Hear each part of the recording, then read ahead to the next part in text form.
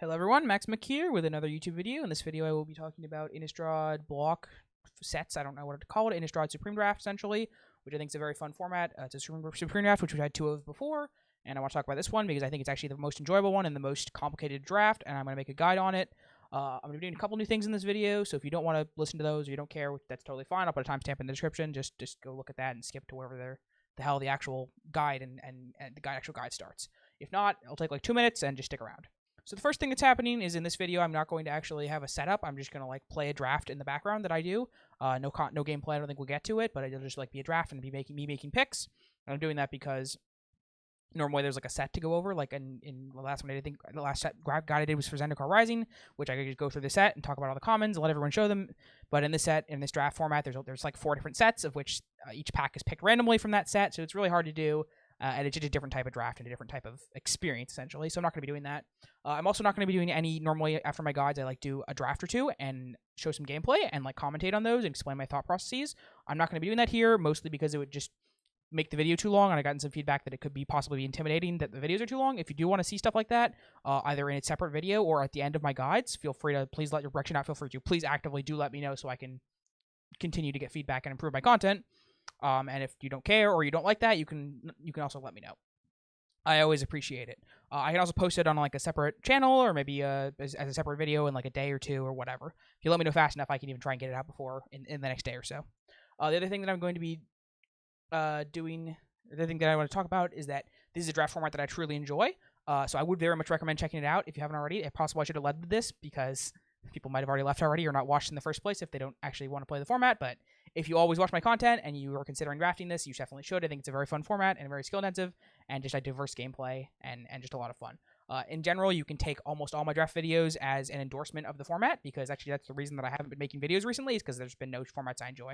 I feel like I've taught everything everything that can be taught about Zendikar Rising, and that's just kind of getting boring and I'm off it. And then the last two kind of whatever fun, diverse drafts that have been on Magic Online have just not been that fun in my opinion.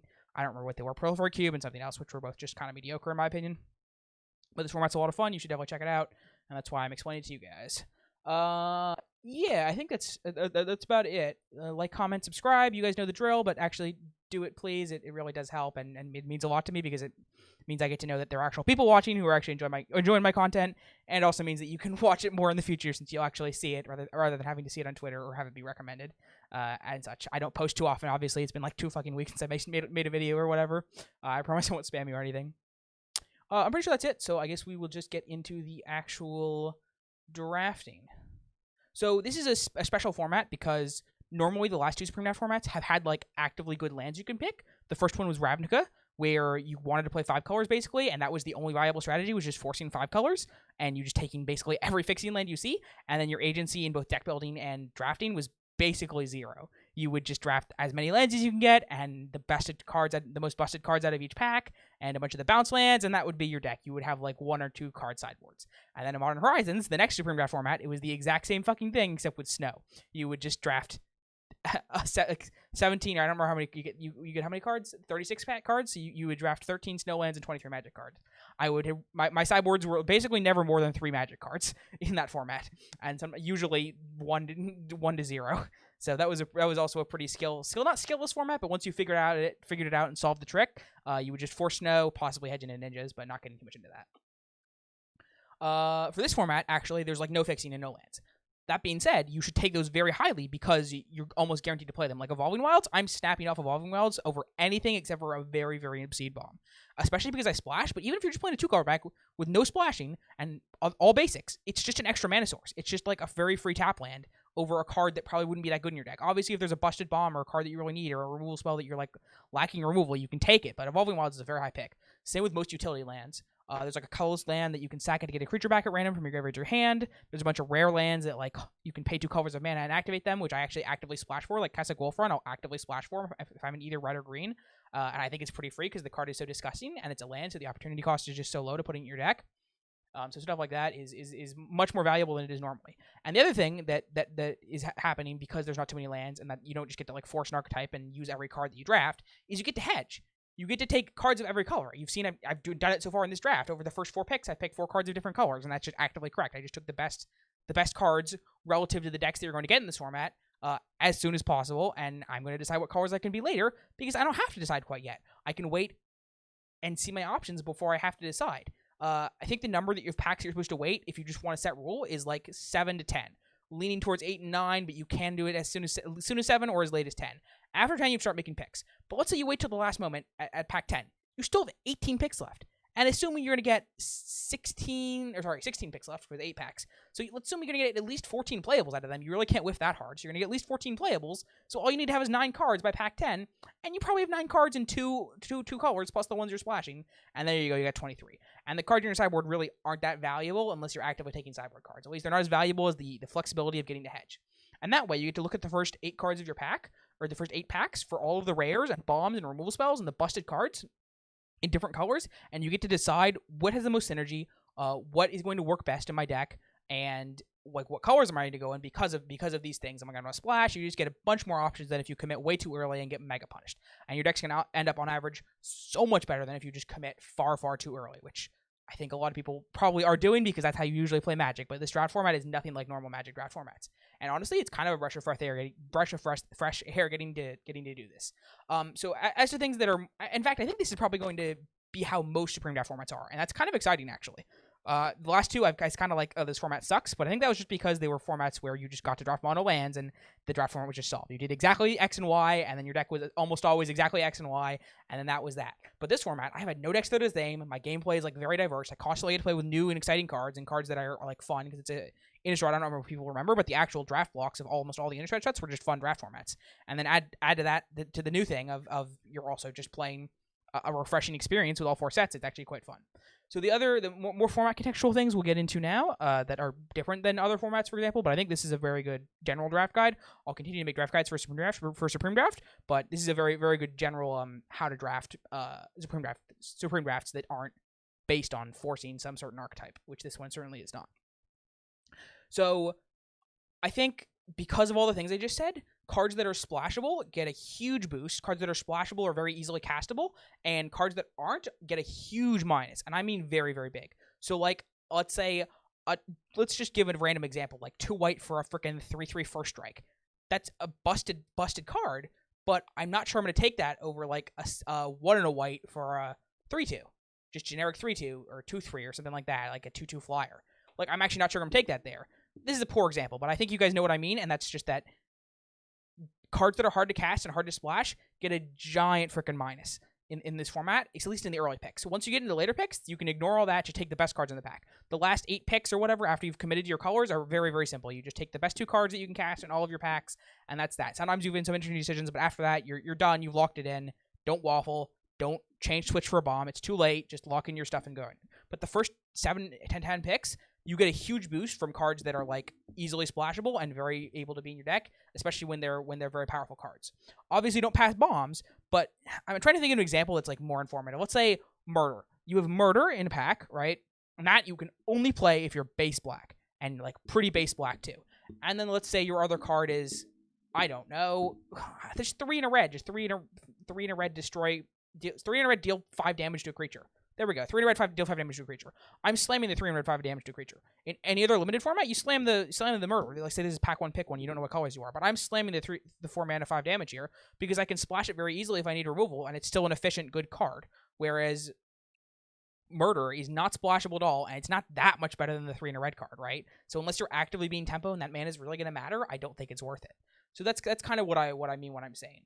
It's another reason why I like Evolving Wild so much, and the other reason that having your mana be good is so important is because you're often playing colorless lands because, again, it's so free to pick up lands and you have lots of playables. The other thing that I wanted to mention while we were talking about this, I think I've just forgotten, so I guess we're moving on. Unfortunately, that happens. I actually wrote down like a little notepad thing, but I can't seem to find what I was remembering, so now it's gone, so I guess we're just gonna have to move on, unfortunately. Unless I can remember right now.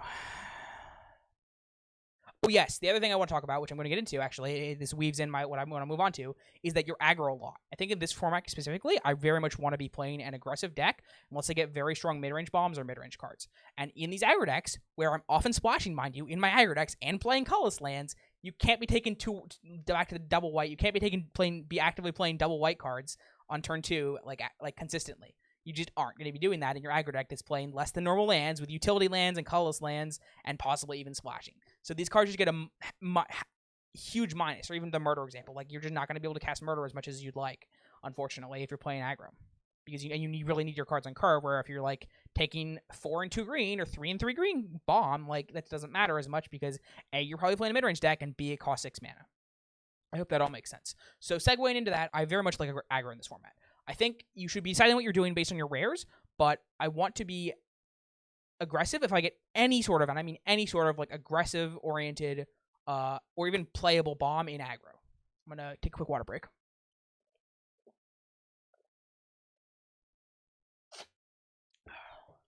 And the reason for that is that in this format, you can beat other decks with bombs if you're just playing your aggro decks, and a lot of the aggressive, you can beat other decks with your aggressive decks, even if they're like bomby or mid-range, and if you don't draw your bombs.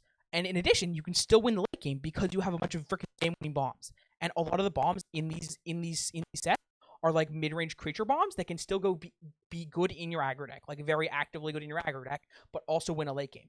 And that's just freaking huge, having that option and consistently getting a lot of rares that let you win the late game, maintaining tempo and being good in your aggressive deck is freaking huge. Whereas if you play a mid-range deck and just like play every bomb you get in splash, you're still going to get fucked by aggro if you don't draw the nuts, and you're also going to lose to other mid-range mirrors if they draw better than you or if they have better bombs than you, right? So I like to hedge towards aggro, and as soon as I get like a nice aggressive start, I'm just going to start forcing.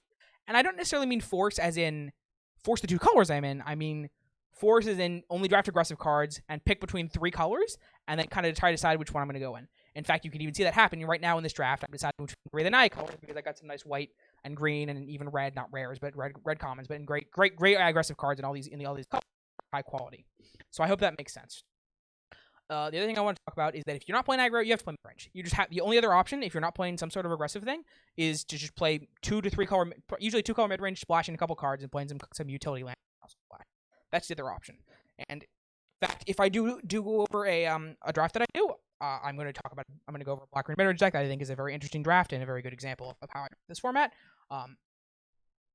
But no need to talk about that now, unfortunately. So yeah, that's the other thing I like to go into is a mid-range deck, and you kind of have to be mid-range because you need to be able to play as many bombs as possible to try and win, and you also need to get removal to answer your opponent's bombs. So it's kind of just like playing Hearthstone. I don't know. You're just trying to react to your opponent's game plan, and you just can't quite do that as well because when they have initiative, they're just so far ahead because they have the bombs that you have to answer, but they also have the curve that you have to answer. And unless your bombs are playing catch-up, which unfortunately they're not, a lot of the bombs in this format are like very aggressive oriented and very required to be ahead on board oriented, if that makes any sense. It's just very, very hard to do. Control is just unplayable in this format. You cannot play control. The removal in this format is just not like control oriented. It's mid-range creature oriented. Like all of the removal, the green removals all depend on you having creatures, which you don't really want control decks. The removal in all the other colors is like very, very overpriced, except for a very spare few, and the creatures are all attacking oriented. Flip cards are inherently an aggressive mechanic because they're freaking creatures and because they attack better. They attack better than they block usually and have more attack than toughness. So you just really can't play control. The card draw is very mediocre. All the card advantage or card draw or whatever you want to call it is like it's based on you having creatures on the board. There's no like there's a couple, but there's not a lot of just draw X cards for X mana. There's like I mean, yeah, it's hard to think of specific examples because there's so many cards in this set, but I hope you understand what I'm saying. Your card advantage is typically like dependent on your board, depending on you already winning, that kind of freaking stuff. So I hope that makes sense. And then because of that, I actually think blue and the black are the worst colors because you just can't really play control. You can't really play strict control. If you do, your bombs and your bombs are so mid-rangey. All the bombs are like creatures that synergize with other creatures or synergize with having creatures in your graveyard. All the like good synergy cards and good value cards require you to have creatures somewhere, right? Creatures in your graveyard, delirium, creatures in play, that kind of thing. It requires you to like trade off creatures to get value, if that makes any sense. So you really just can't play an active control deck. You can like finagle your way into like a controlling deck that always wins a late game, but it's not going to be like typical archetypal control like blue and Zendikar Rising. It's going to be a weird amalgamation of mid-range that I would not advise attempting without knowing very much what you're doing. So I think that's actually about all I wanted to talk about. I already asked for feedback. I already did all that. Is there anything else I want to talk about in particular? I don't think so. So let's go into this draft. So this is a very interesting spot that we're in like right now. Actually, I'm just gonna let the draft play. Hold on. We're gonna talk about this in a sec. I'm gonna read over my notes and make sure I didn't miss anything and try and think I make sure I didn't miss anything.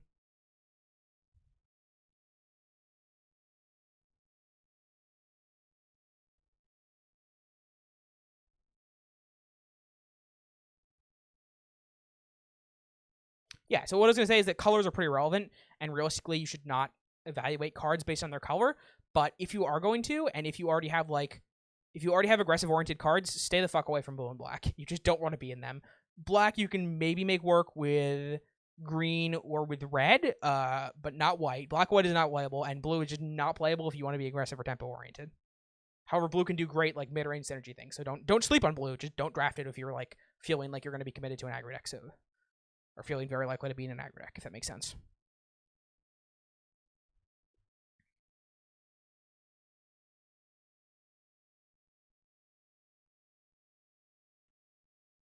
Yeah, I think that's it. So moving on to this draft. So what's happened so far?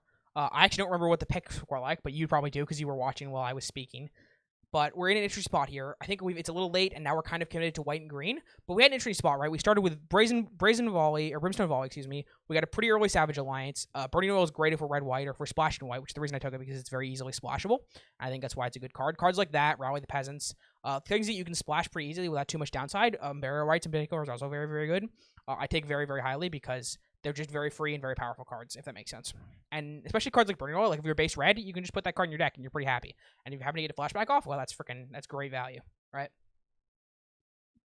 So yeah, we took some early of those, but then we weren't getting good red bombs. We weren't getting good. We had no good 2-drops. So I had to lock in green. I think in I don't remember if you remember the packs, but I think in pack, I don't know when, somewhere in the mid to early packs, I had to lock in green, and the reason for that was I had like 0 red 2-drops and 1 white 2-drop. So you need 2-drops to play an aggro deck, so I had to lock in green. And then I decided to go for white over red because I just wasn't seeing good red cards. And now we're in green white.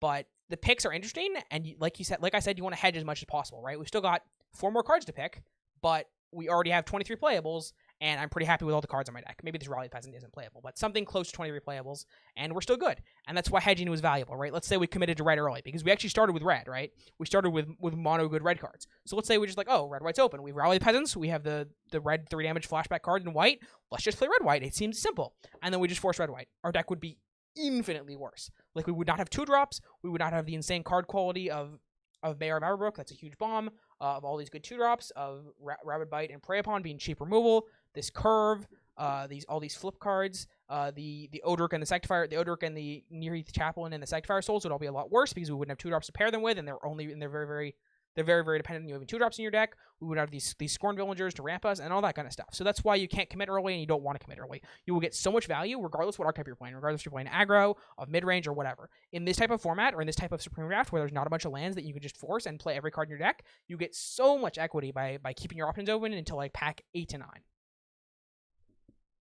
And yeah, so we ended up with green-white, felt like the not most open colors. I keep wanting to see it open because we're doing a draft, but they were the most playable colors with the most playable cards, so we ended up in green and white. And here we are, and we've got a very solid deck, and I can tell you ahead of time this deck 3-0s. Oh, fuck. I forgot to mention this earlier. I knew I was forgetting something. Alright, well. Maybe I'm not editing this in. Fuck that. But if you made it this far, the reason that you should listen to me is because I have, I did what? I have 3 3-0s and 3 2-1s. Okay, whatever win rate that is. Actually, I'll put it in the title. Yeah, whatever. It doesn't matter if I said it earlier. I put it in the title and I put it in the title and the thumbnail. You'll know. Whatever win rate that is. I really should be able to do math. All right, let's see here. Let's be entertained by my inability to do math. When I was younger, I could just like do math in my head, like actual hard math, like a calculator. Now I can't do shit. Okay, so that's 9/15 over 18. Fuck, I don't know what the fuck that is. What is that? 5 over 6, which is 6 is 16. 60, 36. So yeah, 16 times 5 is 50, 80. Plus a little bit, I don't know, 83% win rate, 82, probably somewhere around 82, 83, 80. Let's just call it 80. It's like 80% win rate. Yeah, it's like 80% win rate, unless I fucking did my math like dog shit, which I probably did. No, the math's good. It's like a little over 80% win rate. You'll see it in the title. I hope you were entertained by my inability to do basic math in my head. And you can probably see my thought processes going on there, couldn't you? Alright, well, that's about it, everyone. Feedback always welcome. You know it. Check out my Twitch stream. Link in the description as well. Or my Twitter. Probably should have plugged that when I was plugging, like, commenting and subbing, but whatever. I hope you are enjoying these incompetent, unscripted ramblings at the end. And that's it, I guess. Hope everyone has a good day. Yeah, this is only 20 minutes. This is a short video. In the future, maybe I'll do some other drafts, because that black-green draft was pretty sick and pretty educational. Probably shouldn't tease you guys, should I? Alright, everyone. Hope you enjoyed watching. Goodbye.